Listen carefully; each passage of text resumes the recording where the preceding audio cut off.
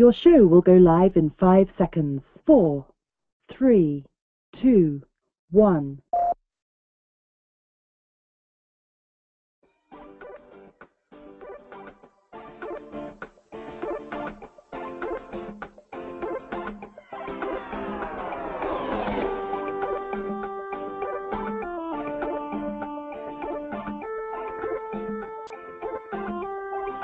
Welcome to the Eyepiece Show. This is an astronomy-based podcast that is devoted to discussing astronomical equipment, stargazing tips, observing reports, and equipment reviews.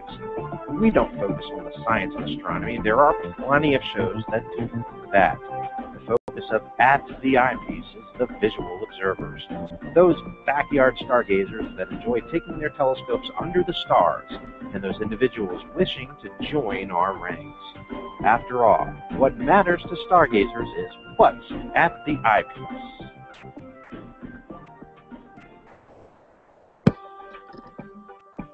Well, good evening out there, my fellow backyard stargazers. And yes, it's been a while since you've heard from me. This is John Kramer, the host of the At the Eyepiece Show, and we are doing a live episode today, which is November 18th, 2012. So I want to thank everybody for chiming in if you are indeed joining in on the show. We're going to be with you for the next 30 minutes live on the air.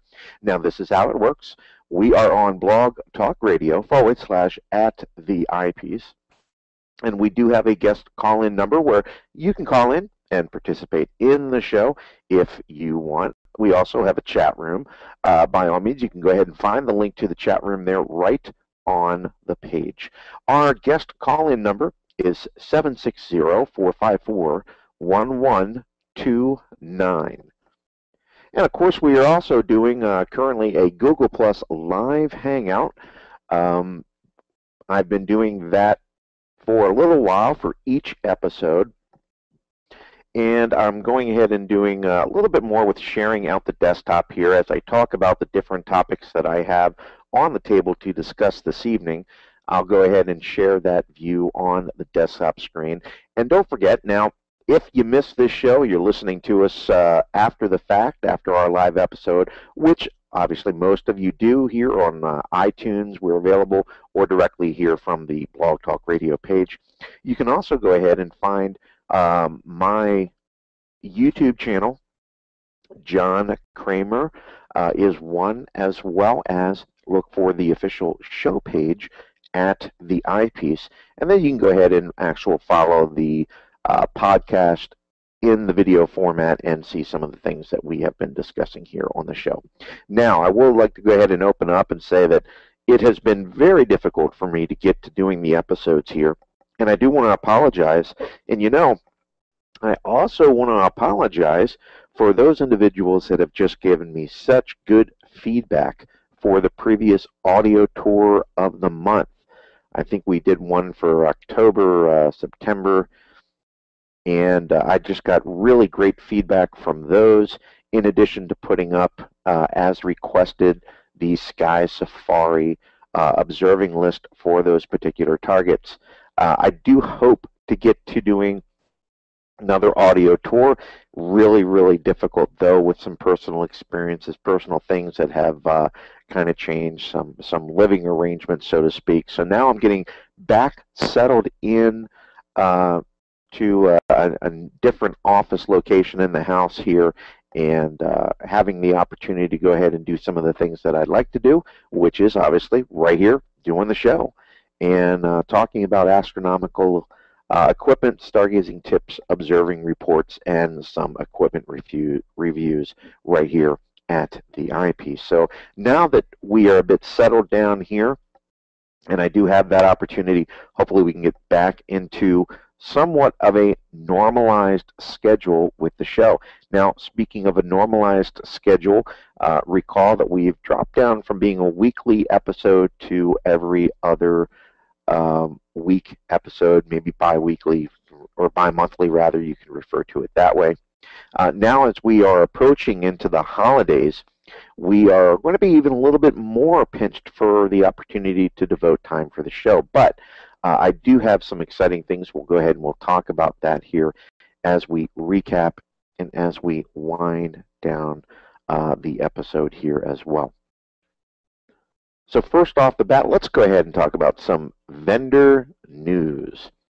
I came across a new software product for Android phone or Android tablets. I have both an Android tablet and an Android phone, and I do get the opportunity to use these applications as much as possible.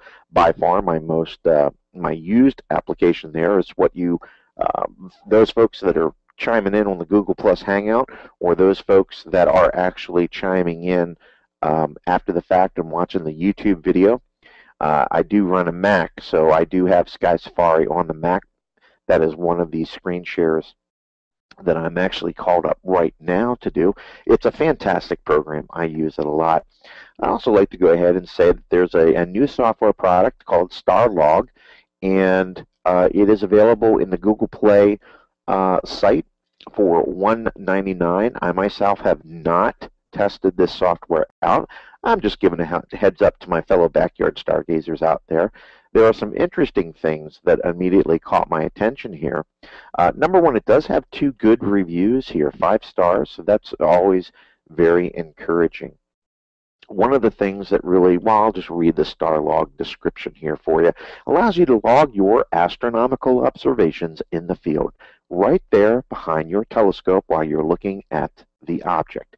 No longer do you need to jot down a few short scribbles on a damp piece of paper in dim light of a red flashlight. You can just log your observations directly on your Android device. You simply specify which object you're looking at, which telescope and eyepiece combination you're using, and a simple tap of a button brings you to a pre-filled form to log your observation. Now this next part here is what really captivated me and grabbed my attention. You can even add voice recordings. Now I'm a big fan of using voice recordings, and of course I'm a big fan of going ahead and keeping some type of record of your observations. Many people love to go ahead and take out a notepad and add their notes freehand. That's wonderful. I use that from time to time as well. They also, the benefit of that obviously is to go ahead and have the ability to sketch right there at the eyepiece, right there on paper. So that's always a great thing to do and keep track of your observations. But as we come into this technology and the so many of these tablet devices are out there, I think more and more people are going to be bringing these devices out in the field because, let's face it, after all, this is your planetarium software, your observing planning software, etc. And I really haven't come across too many programs that specifically focus on logging your observations. So Starlog for $1.99 might very well fit your needs to do that. And obviously being able to audio record your observations, well, you know what, that's a nice feature, and I really enjoy that. So hopefully here, as I add to the ever-growing list of astronomical equipment and software that I want to go ahead and do more reviews of and post them up there, this is certainly going to be one of them. Now, if any of our listeners out there has used Starlog or perhaps downloads it on their own device and gives it a try, you know what? I'd love to hear from you. Just shoot me an email at theeyepiece@gmail.com and give me your honest to goodness thoughts on it and what your ideas were on it, and I will share that live on the air for a future episode. Now, I'm pretty excited about our next topic here, and let's go ahead into, got to open up my next tab here. Let's talk about some of the sales that we've got going on for the holidays. Now, Celestron is doing some nice sales here for their CPC as well as their next, I believe it's the next Yes, Nexstar SEs. So your Nexstar SEs are 10% off instant rebates for those devices here, November 1st to December 31st. Your CPC series, which is an incredibly popular, and rightly so, Schmidt-Cassegrain, as well as Edge HD series of dual fork mounted telescopes there from Celestron. This one is from November 15th to December 31st to save $200 instantly on all of the CPC and the CPC series Deluxe for you to take advantage of that. If you are an astrophotographer or you want to go ahead and get into something a little bit larger, heavier duty, well, they didn't leave you out as well. The CGE Pro series telescopes and mounts, you can get up to $1,000 instantly off on select packages for those. So if you want more information, I recommend you hop on over to celestron.com/astronomy and check out some of their sales that they have going on. Now, of course, I also like to go ahead and cover some news events from Meade Instruments in particular. I try to keep track of the LX800, LX600, and LX80 series of instruments, and I wish I had some good news for those individuals looking for any updates on the LX800s. You know, those are the ones with the Starlock system. We also have pending a release of the LX600s.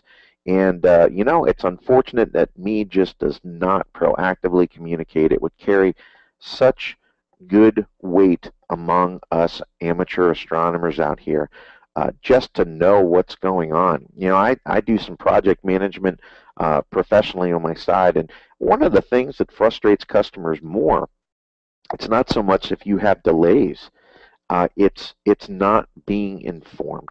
It's not being up to date. And gosh, I really, really wish that Meade would get on the ball with that and really step up and be a little bit more proactive with their communication. They have a great opportunity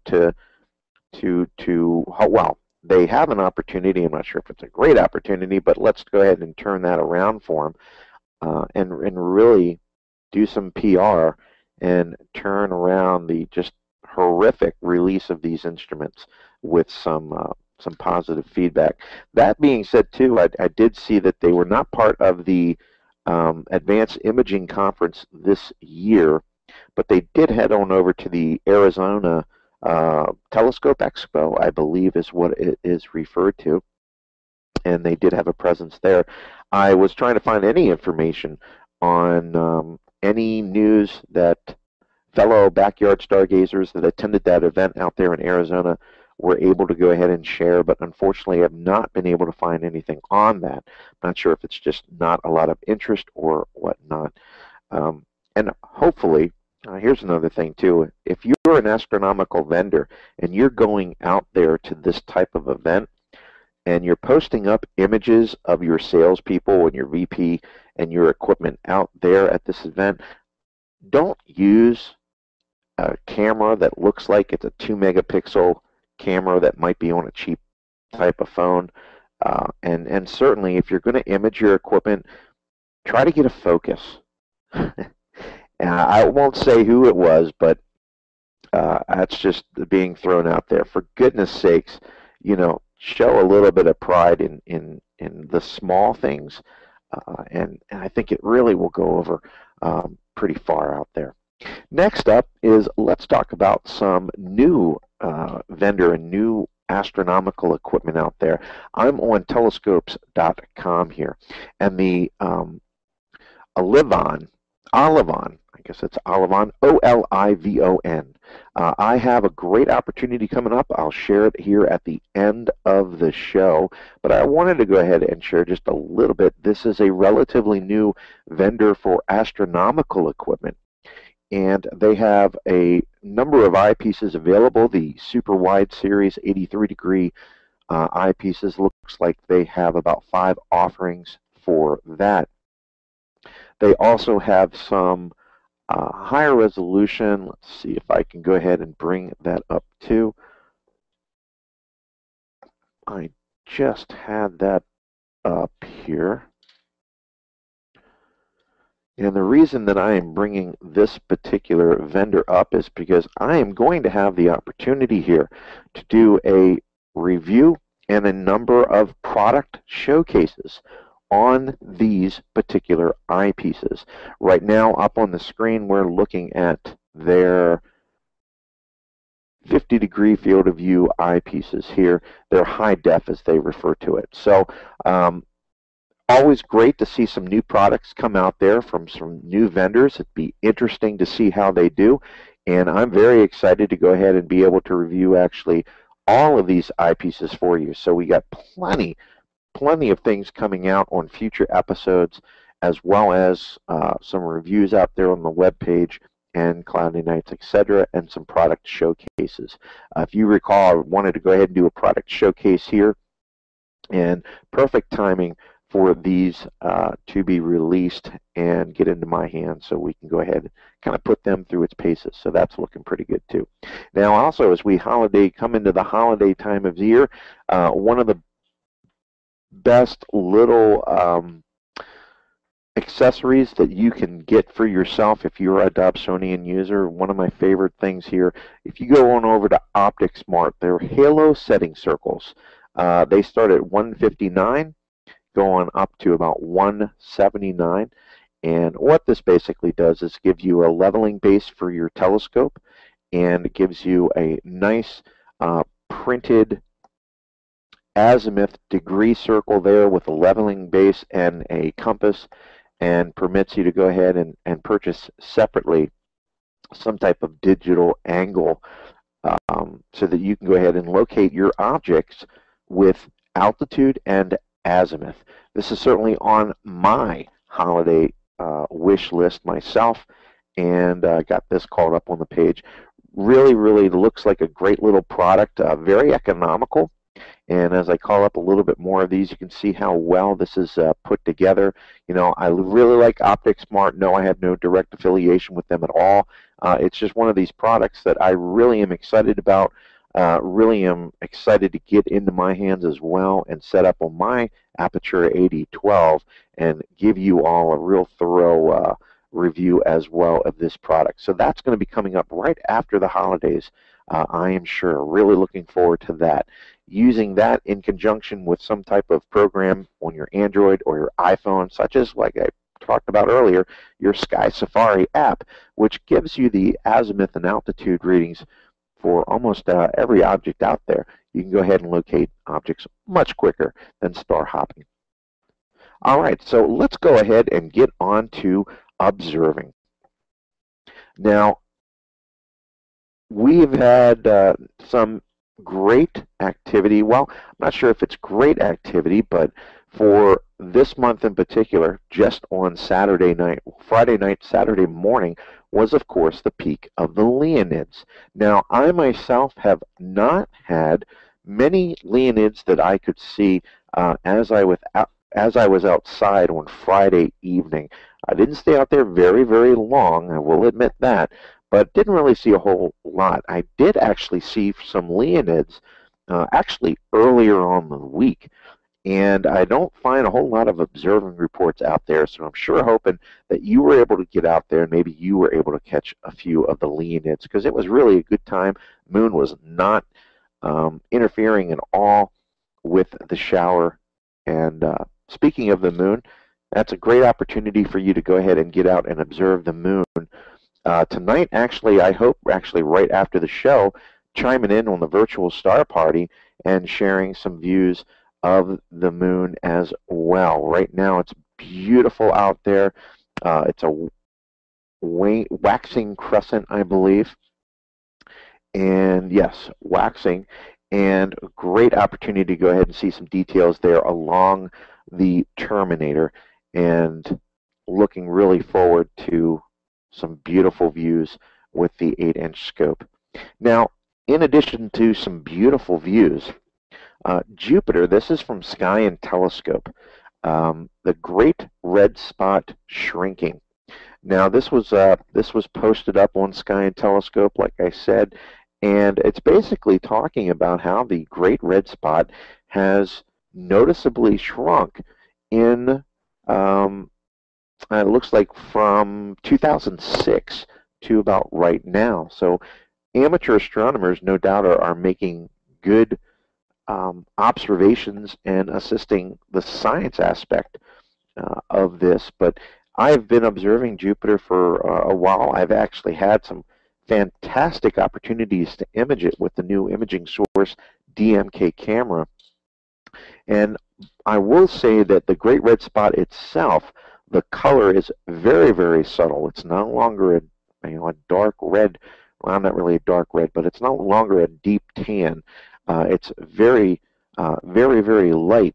So I was really interested in reading this article here, how it's talking about how the Great Red Spot radius has indeed been shrinking.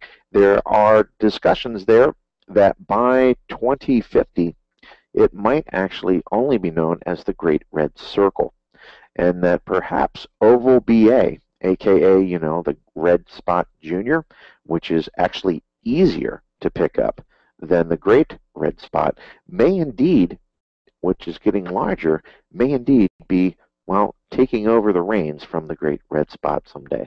So I thought that was pretty interesting as well. Now, speaking of observing, I will tell you, last time we had an episode, it was regarding the last couple of episodes, Coronado Solar Max 60 and the DMK, the imaging source DMK-04, which is the 640 by 480 mono camera from Imaging Source. I've had the opportunity to get out and use the Solar Max 60 with that camera very, very often, and I will tell any solar observers out there or wannabe solar observers, this past week, and actually right now, I guess to a degree, is a great time to get on out and observe the sun. It's putting on a fantastic show here. In particular, head on over to my blog. I'll post this up here too. You head on over to @theeyepiece.com.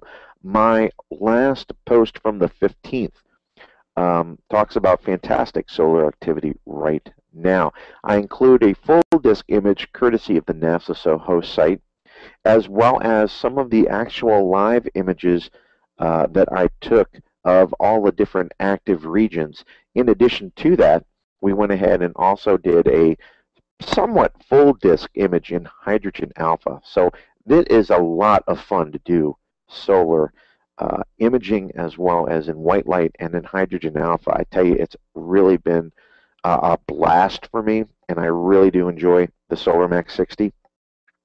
And as we get ready to wind down, I just wanted to go ahead and say that the full review of the Coronado Solar Max 60 is in the works. I will be posting that up here on the blog page, as well, of course, as the normal websites, in particular Cloudy Nights. And also, it will be one of the first, if not the first, product showcase that I hope to release here at the first week of December. So if you're interested in any type of solar imaging, solar viewing, in particular hydrogen alpha, and you're maybe shopping here for a Coronado scope or even a Lunt, but whatever it might be, you might be interested in checking that out. Now, back on over here, those of you that are able to see the images here from the Google Plus Hangout or the YouTube feed, John Kramer channel, I have up here some of the images that I took from the active regions. A lot of different sunspots from AR 1610, 1613, 11, and 12. AR 1614, which right now I believe is actually a lot smaller. And right now on the sun itself, you have active region 1619 as the most prevalent sunspot group there.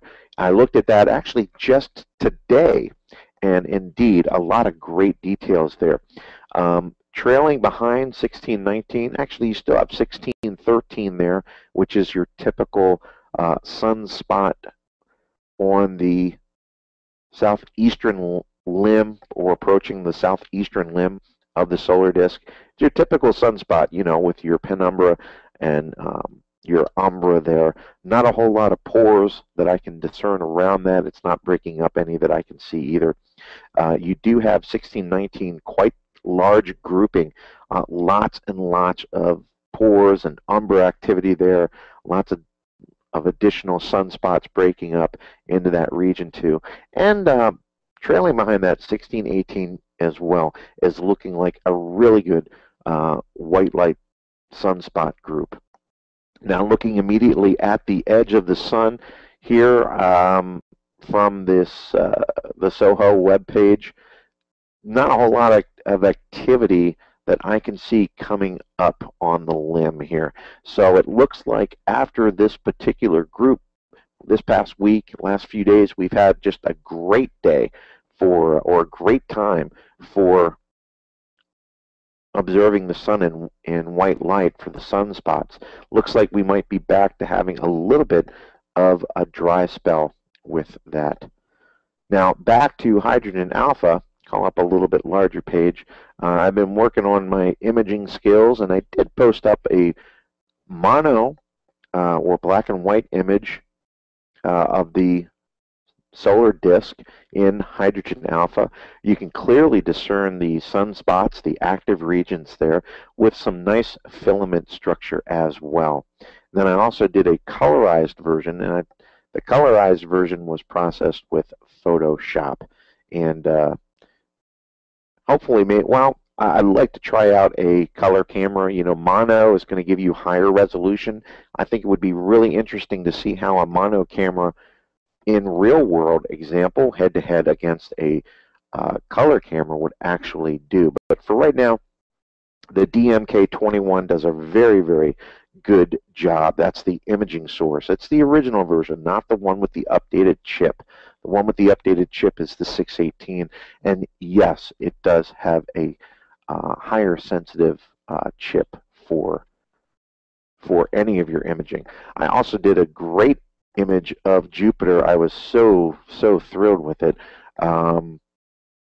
with that camera as well. And tonight going to be sharing some views of the sun and possibly Jupiter as well, depending upon how high it rises on my eastern horizon there. So as we wind down the show here, what do we have coming up? So let's do a recap here. We're going to be doing the At the Eyepiece Show here about twice a month. Now, as we come in here to the holiday period, that might be some fluctuation here. Our audio tour is probably not going to be picked up for a little bit. I will probably do the audio tour again starting in January. So all of you that are looking forward to that, I'll be hard at work with some of the audio tours here again. Our product showcases are going to start up here right at the beginning of December. We are going to start off with a number of different products. In particular, we're going to start off with the Coronado Solar Max 60. We are also going to do a lot of eyepiece reviews here coming up. The Olivons, the entire set of their wide angle as well as their high defs. And of course, we're going to be doing some Meade Series 5000 eyepieces and comparing that obviously to them as well.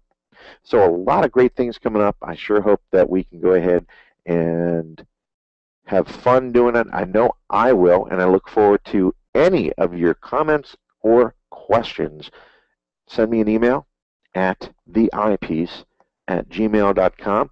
Don't forget, go ahead and check out and even subscribe to the YouTube channel. I put up a lot of hydrogen alpha images up there, live video feeds, etc. You can go ahead and subscribe to John Kramer. You can also subscribe to the official one for At the Eyepiece. And that, folks, is going to be a wrap. We'll go ahead and see you next time. Our next episode of At the Eyepiece should be on December 2nd. Sure hope you all have plenty of clear skies so that we can all talk about it next time at the Eyepiece. Thank you for listening to this episode of At the Eyepiece. you would like to participate in a future show as a featured guest, or perhaps you have suggestions for future show topics, send me an email 10 seconds. at theeyepiece@gmail.com. Check out our blog